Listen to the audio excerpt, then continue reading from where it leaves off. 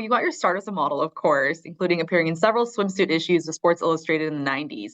What are your thoughts on how the modeling industry has evolved, such as the positivity movement? And while looking back at that time, is there anything you wish you could have done differently?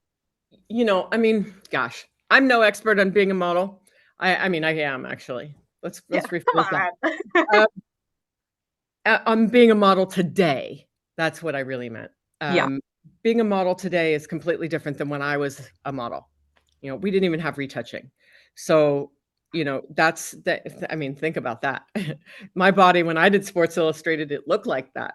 You're like, that was really me. There's no That was real. Photoshop here. Um, so, for me, I always like the real thing, but if you can have retouching, great. It's been a great tool, but when people completely change the way they look and misrepresent themselves and, you know, whatever, I don't spend my days dwelling on stuff like that. I try to just be, embody forward and to have people feel good about themselves. Right. That's great. Mhm. Having women feel good about themselves, about their bodies, that's fantastic.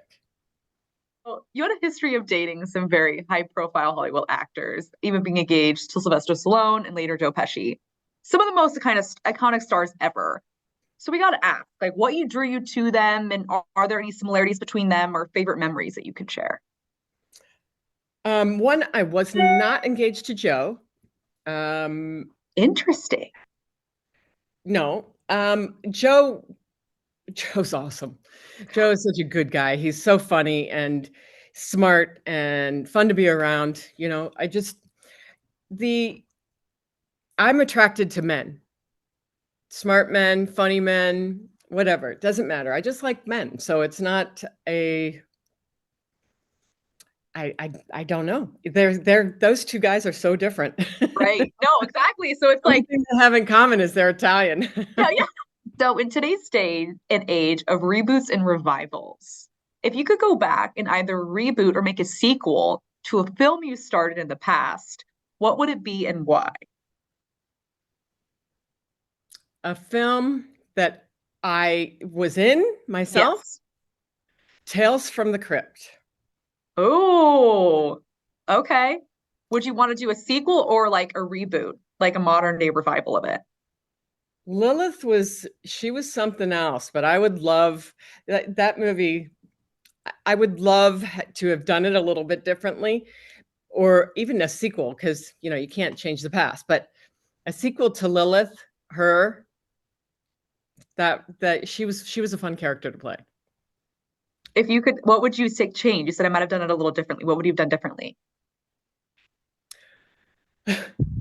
Well, that movie it was a comedy of errors. So you don't see what's going on behind the scenes when you're Right. actually watching a movie. You see, and I'm sitting there when I watch the movie and I'm like, oh my gosh, we only have an hour. We only had an hour of daylight left. Or the director just said, yep, you're on your mark.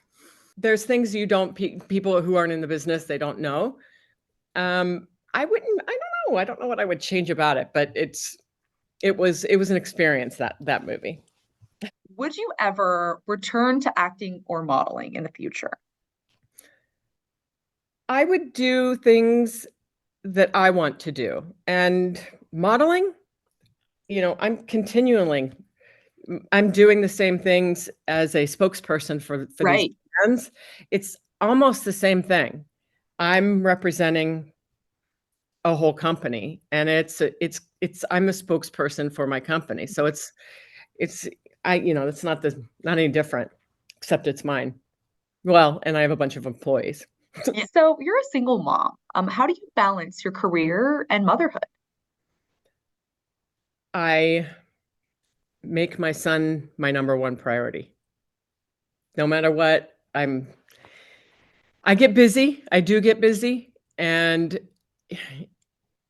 I'll actually take my phone and I'll set it down and I'll listen to him, or I'll get off the phone and I'll go in and I make time for him, because he is, I always, since he's been born, I always told him, you're my number. And he's like, one, mom.